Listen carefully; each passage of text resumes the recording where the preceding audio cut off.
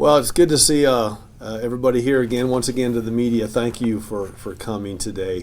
It's Friday morning, and so we're doing one of the favorite things that I get to do as mayor, and that is Employee of the Week and Friday's Heroes. And this is our chance each and every week to stand in front of our community, our boss, the taxpayers, and tell you what it is that the folks that you hire do for you on a day-to-day basis. And we always have great stories to tell about our first responders, and we always tell great stories about our employees, because we have folks out there every day doing great work for you and going above and beyond the call of duty.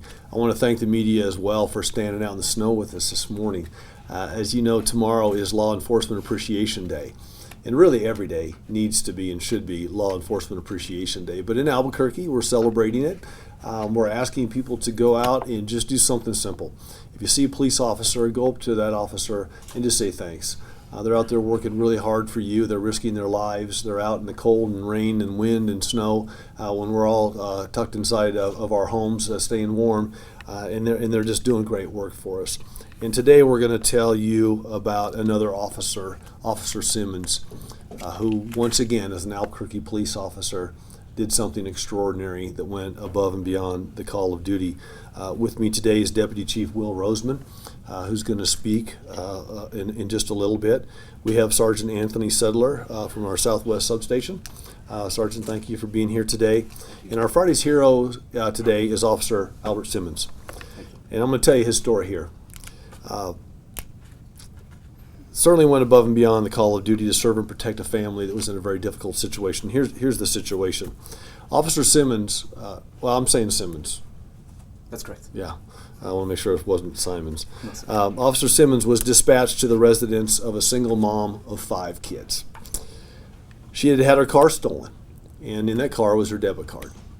And it was stolen by someone that she had welcomed into her home. It was a guest of her home that actually stole the vehicle. She was most concerned about the fact that her debit card was stolen, that she would be unable to support and feed her kids for the rest of the month, because that was her nest egg for the month. After filing the stolen vehicle report, Officer Simmons called the Children, Youth, and Families Department to come out the next day to see what they could do to help the family. His compassion drove him then to drive to a grocery store and purchase a few items out of his own pocket. And we've heard this story a number of times with our police officers at the Albuquerque Police Department. They come out of their pocket to help somebody in need. He then returned to the home and he gave a very surprised and grateful mother milk and cereal and other staples that she needed to keep her children fed.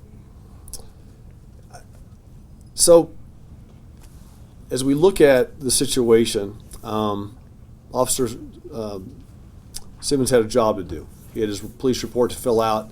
Albuquerque Police Department had to find the stolen vehicle. They had to go out and look for that. They had to go out and try to find the perpetrator.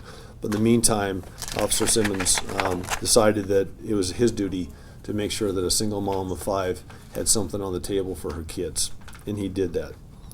He was able to give this family hope during a very difficult time for them, and he was able to instill in this family the sense that their community and their department cares deeply about them. That's probably just one of 1,000 things you've done in the last year or so that were above and beyond your normal duties as a police officer. So that's why Officer Albert Simmons is our Employee of the Week. And I'm going to have Will Roseman give you a little bit more background on the situation, and then we have a Friday's Heroes coin for Officer Simmons. Will? Thanks, sir.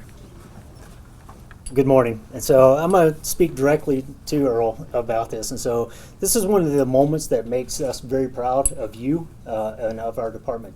By your actions, you put our department in a positive light, showing people that behind your badge is a man who has kindness, compassion, and caring for others. You didn't have to go out of your way for this family, but you did, because you care, and you care about our community. And so for that, we are eternally grateful to you for that, and we thank you, and we are very proud that you're being recognized for this. Now, one thing that your sergeant told me to kind of give you grief about, though, is you need to learn diaper sizes.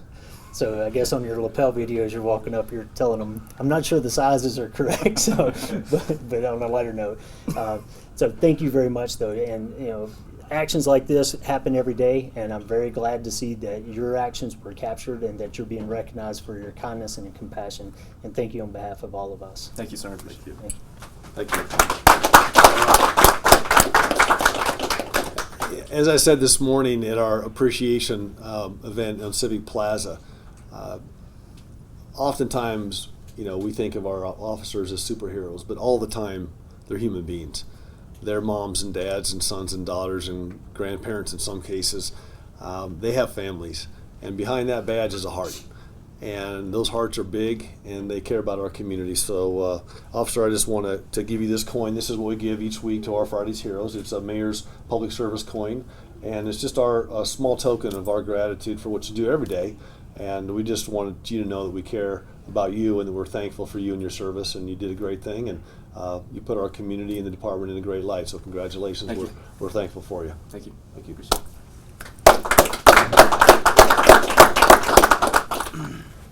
Not too long ago, we had a press conference, and you saw some of our new Sun vans. Very nice looking vehicles. We're very proud to get those, and we've got a dedicated crew of folks that drive those Sun vans around. In fact, what is it, almost 500,000 times a year? Is that about how many? 250,000. 250,000 times a year we pick up people in a Sun van and get them where they need to go, whether that's a doctor's appointment or some other place. And the Sun vans are made for folks that suffer from disabilities and live with disabilities. And so it's a really, really important service that we provide in our community. And Tim Salazar is one of our employees at the transit department, and he is a driver of one of these Sun vans. So he makes people's day almost every day because he gets them where they need to go when they could otherwise not get there. So number one, thanks for doing that. But today's story is about more than that. It's about Mr. Salazar being faced with a choice. And the choice that Mr. Salazar was faced with was the fact that he found a purse in his Sun van. And that purse had $5,000 in it. And he could have done a couple of things. He could have looked around and put that money in his pocket, but he didn't. And that's why we're honoring him today. So basically, here's the story. Tim Salazar, after one of his drop-offs and pickups, found a purse with $5,000 in it, and its owner, the owner who had left the purse in the Sun van. He knew how much this purse and its contents would mean to the owner, and he made sure that it was handled responsibly. And if you put yourself in that position, our Sun van drivers and our transit drivers, they make about $30,000 a year. And this is not one of those situations where a multimillionaire walks in and finds a purse with $5,000 in it. This is a hardworking man. It's a blue-collar guy. And then, like I say, he had a choice to make, and he made the right choice. When he saw the purse, he immediately grabbed it and he put it outside. He then returned to the transit department and turned it into a supervisor to make sure that the owner was able to retrieve it. Now, as you can imagine, if you're someone who's taking a Sun van, you probably are somewhat resource constrained, and to have $5,000 missing from your purse, or in your purse with $5,000 in and missing, would be a very traumatic situation. So when the owner of the purse found out that Tim had turned it in, obviously that person was delighted. The woman has mobility issues and was trying to exit the bus with her belongings, and she just basically forgot her most valuable thing that she had with her. She was so grateful for this act that she tried to reward Tim Salazar for his good deed, but he also refused that. He wouldn't even take that. He told her he could not accept that, but he could accept her thanks.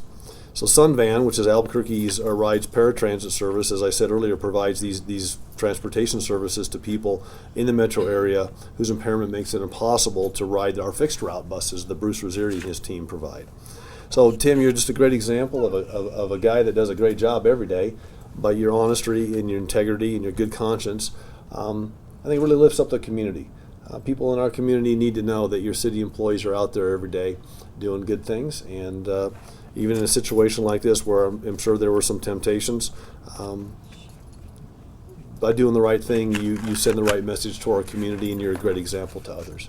So I'm going to have Bruce Rosieri come up and say a few words, and then we have an Employee of the Week award for you. Thank you. And I'm glad I'm going to have you introduce your family here as well. Who's with us today? This is my little niece, Nevaeh, and Nice my to see you. nephew, Joseph. Nice to meet Nice you to as meet well. Bruce, you want to say a few Come here. words? Thank you.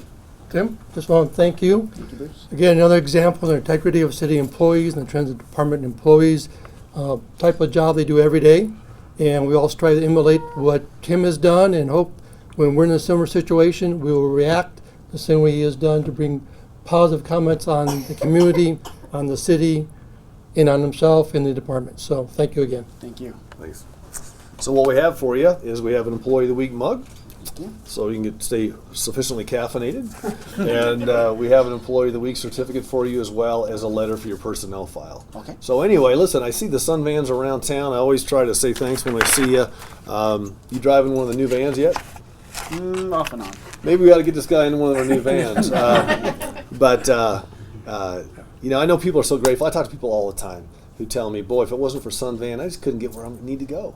And I know you have tight schedules. And one of the things that's interesting about the Sun Vans is sometimes the complaints that we get for Sun Vans will be centered around, hey, listen, I had to wait a little bit longer, or I didn't, you know, I was a little bit concerned because the Sun Van wasn't there on time. Well, the reason it wasn't there on time is because somebody else with mobility impairments was having to be helped on and get you know, taken to where they need to go. So I know that 99.9% of the time you're being thanked, but even on those situations where somebody gets a little bit concerned, it's because these folks are trying to do good for the rest of their friends and neighbors in the community. So I know it's a high demand job as well. You've got logistical issues. You've got to get one place, get to the other, get people back and forth to where they're going. And so I know there's a lot that goes into it. It's not just a matter of getting behind the wheel and driving around. Yes. So anyway, we appreciate you very much. Thanks for your honesty and integrity. And we'll talk to Mr. Rosieri about. Never mind. getting you one of those new vans, man. Thanks a lot. Take care.